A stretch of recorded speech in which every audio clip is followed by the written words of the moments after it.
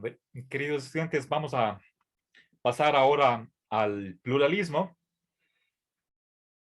Veamos, en primer lugar, aclaremos explícitamente qué es lo que defiende esta corriente.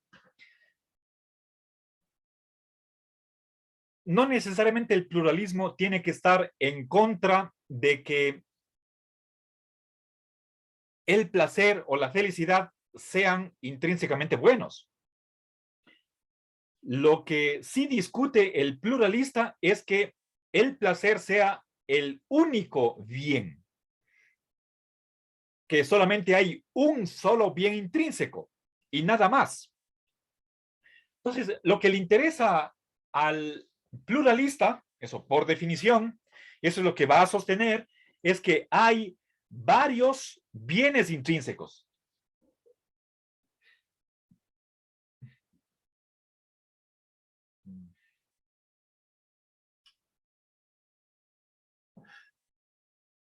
Hay varios bienes. Podrían ser dos, podrían ser más, pero no solo la felicidad o el placer. Bien, entonces, ¿qué otros candidatos hay para bien intrínsecos? En el texto tenemos varias propuestas. Podemos considerar la cuestión de, nuevamente, el conocimiento, la virtud, podría ser la verdad, la propia vida, ¿sí? La salud, etcétera, etcétera. ¿Sí? Bien, ahora pensemos, por ejemplo, el conocimiento. ¿Sí? Para el pluralista, a ver, recuerden, estamos hablando de bienes instrumentales. ¿Sí? El conocimiento sería intrínsecamente bueno, aunque no produzca ninguna felicidad. ¿Sí?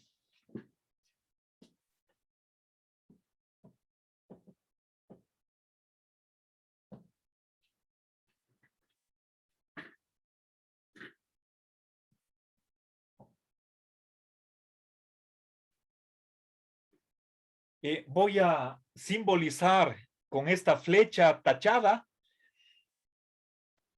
el verbo no producir, ¿sí? Aunque no produzca felicidad.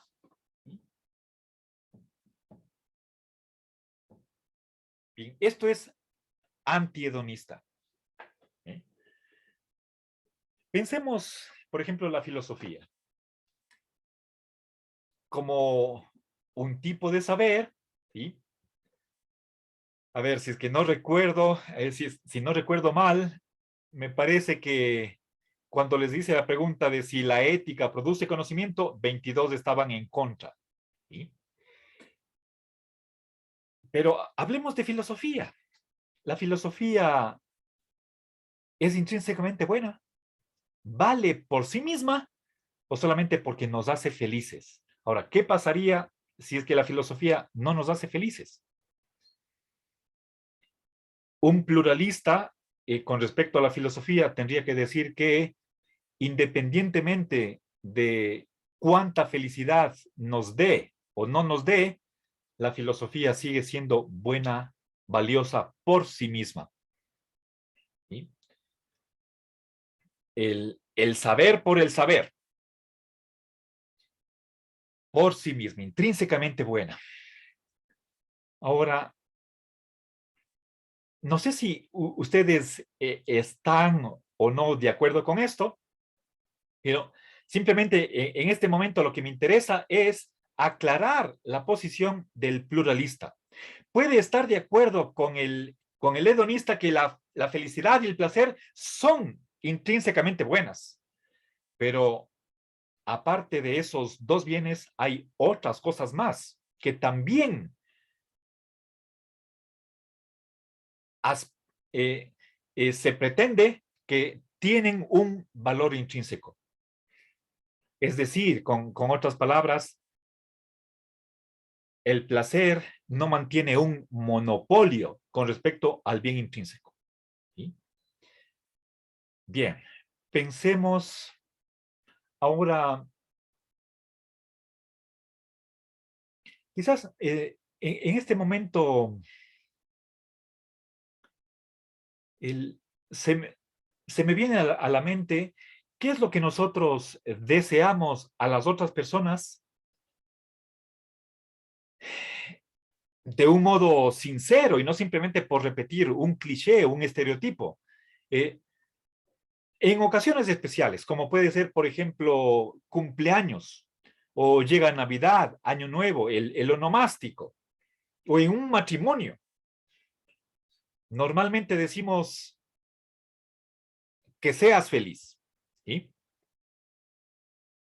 Pensando que con eso estamos deseando lo máximo a la otra persona, ¿sí? Pero también podemos desear otras cosas, ¿sí? Amor, por ejemplo, ¿sí? A ver, ahora, entonces, el, el pluralista rompe esa regla que tiene el hedonista de que para medir el grado o el grado de bondad que tiene algo, eso está en función o se lo hace en términos de cuánta felicidad produce. Eso es algo que no puede aceptar ningún pluralista. No tiene que haber un solo bien intrínseco y todo lo demás esté subordinado a ese bien. Ahora, así como presentamos dificultades con respecto al hedonista, planteemos dificultades contra el pluralista.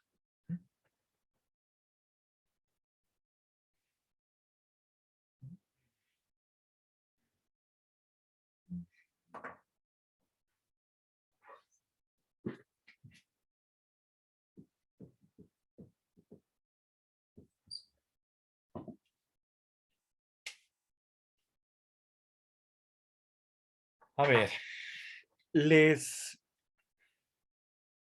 les mencioné que entre otros bienes intrínsecamente valiosos, según el pluralista, está la virtud.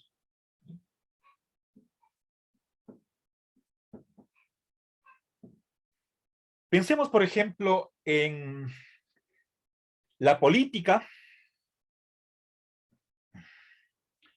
que sobre todo tal como era practicada por los antiguos o en el Renacimiento. ¿Sí? Un momentito.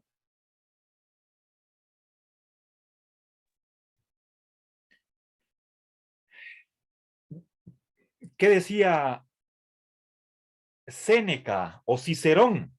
Y después en el Renacimiento, ¿qué pensaba Maquiavelo con respecto a las virtudes del gobernante? Pensemos en la justicia, la generosidad, la clemencia. Tres virtudes. Eh, ¿Son buenas esas virtudes? ¿De qué modo? ¿Solo instrumentalmente o por sí mismas? Ahora, pensemos en otra virtud, la lealtad. ¿Sí? Por ejemplo, entre amigos o entre un empleado y su empleador, entre esposos. ¿Sí?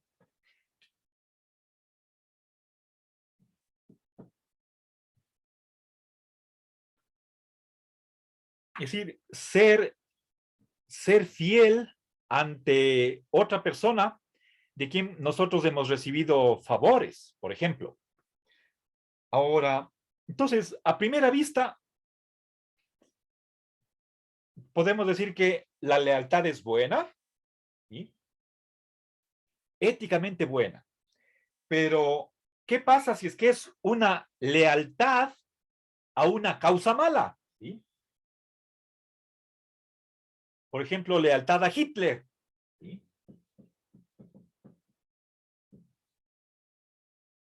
Bien, Estoy pensando sobre todo en el asesinato a judíos, por ejemplo, para, o a personas de otras nacionalidades. Si yo soy un suboficial del nacionalsocialismo, colaboro de alguna manera con ese exterminio, esa matanza. ¿Es eso algo bueno? ¿Sí? Entonces, cuando se asocia esta virtud con el mal, ¿dónde estaría la bondad, el bien de esa virtud? ¿Sí? Entonces, cuestionémonos. ¿Sí? Yo les pongo solamente este ejemplo para progresar en la discusión. Aparentemente ahí tenemos un grave problema. Si es que una persona puede ser simplemente un chofer, alguien que transporta judíos de una ciudad hasta un campo de concentración, está siendo una pieza clave dentro de esta política y que a la final condujo a 5 millones de muertos. Esa lealtad, esa virtud, ¿cómo va a ser buena? ¿Sí? Ahora, ¿qué responde el pluralista? ¿Sí?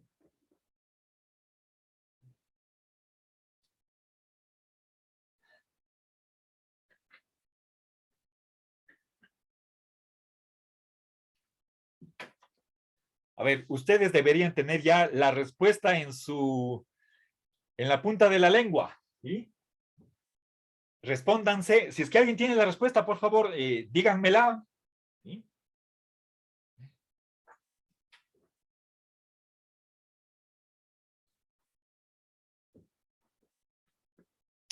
¿Sí o no? ¿Respuesta? Ambas cosas. ¿Sí?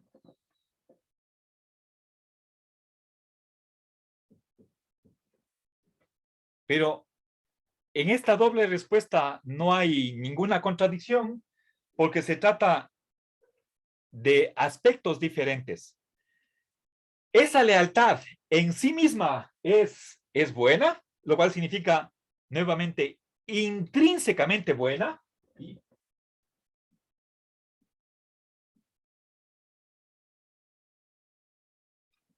Pero en cambio no es buena instrumentalmente por las consecuencias.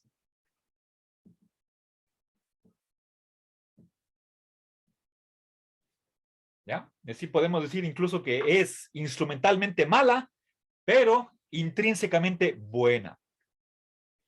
Entonces, esta respuesta que da ahora es el pluralista hace uso de esa distinción que es importantísima en este capítulo. Entonces, considerada la virtud en sí misma, la lealtad es buena, pero de este modo, intrínsecamente. En cambio, cuando consideramos que condujo a muertes de personas inocentes, pues a millones de muertes de gente inocente, entonces eso es malo, pero no intrínsecamente malo, sino solo de modo instrumental. ¿Sí? Una muerte no puede ser mala, sino porque produce infelicidad, lo cual le convierte en un mal instrumental. ¿Sí? Bien, entonces podemos el, concluir nuevamente que estas dificultades pueden ser soslayadas, hechas de lado por el pluralista, simplemente acudiendo a esa grandísima distinción entre dos tipos de bienes, intrínseco e instrumental.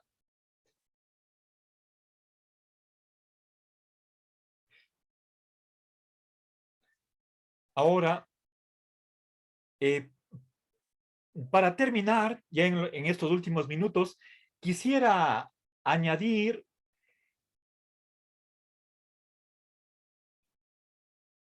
una dificultad más que fue presentada por George Moore.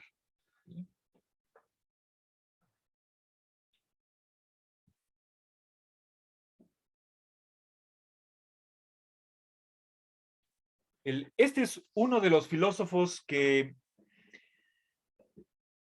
eran profesor de la Universidad de Cambridge desde finales del siglo XIX y comienzos del XX.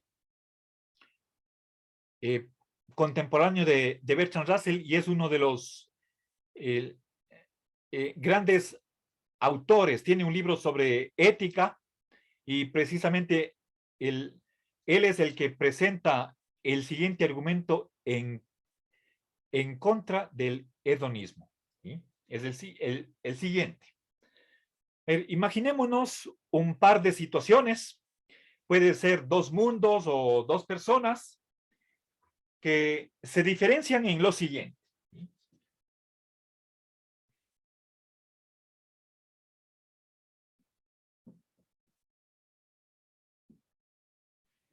Llamemos a esas dos situaciones, a la primera A, a la segunda B, y que se diferencian por lo que respecta a la felicidad, ¿sí? Y a otros valores, ¿sí? Por ejemplo, el conocimiento, ¿sí? La virtud,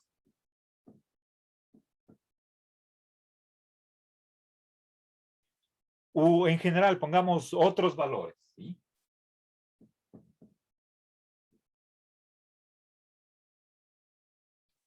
Ahora, en la situación A hay más felicidad, pero menos estos otros valores, ¿sí? En la situación B es al revés. Disminuye la felicidad, pero aumentan los otros valores. A ver.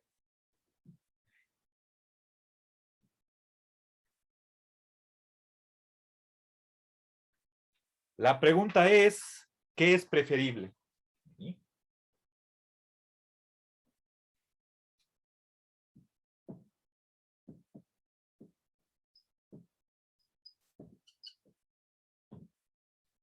Bien, obviamente, si es que somos nosotros hedonistas, escogemos de acuerdo a dónde hay mayor felicidad en la situación A. Esto es del hedonismo, ¿sí?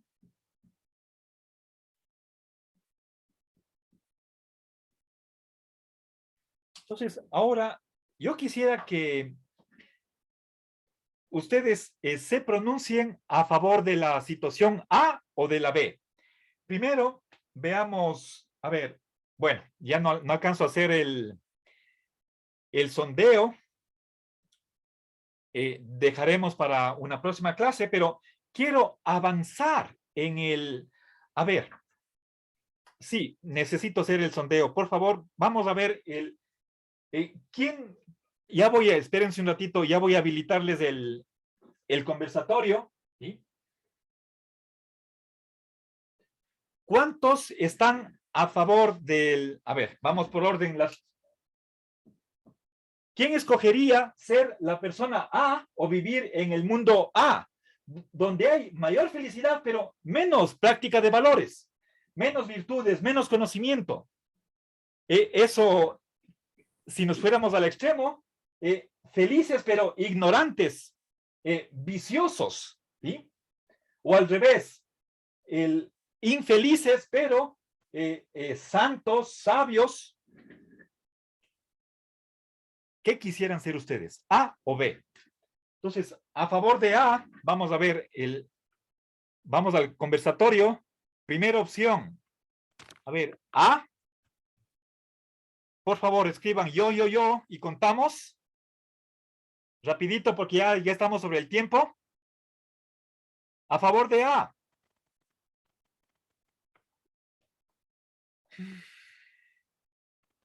No, a favor de A. William, por favor, no. Este rato estoy a favor de A. No puede poner B. Su voto no vale. Vamos por turnos. Estamos primero en A. ¿Nadie? Cero.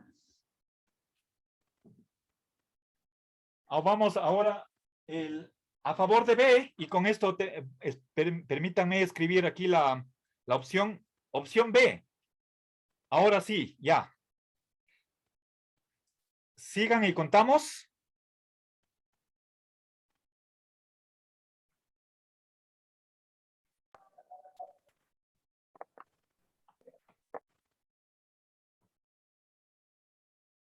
A ver, contemos cuántos están a favor del B y con eso terminamos la clase.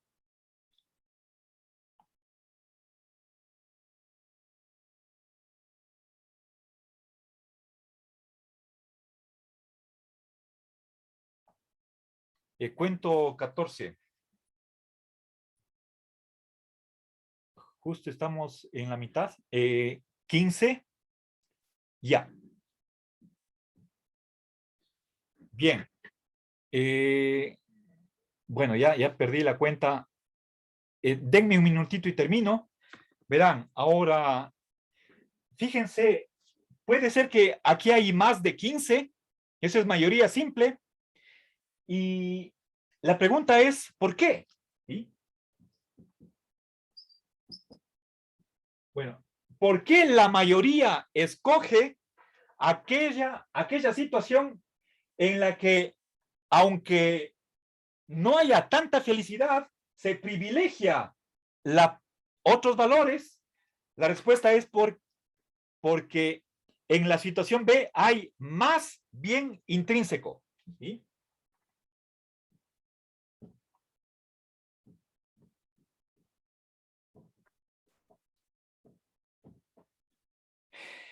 Bueno, voy a terminar aquí la clase. Les agradezco.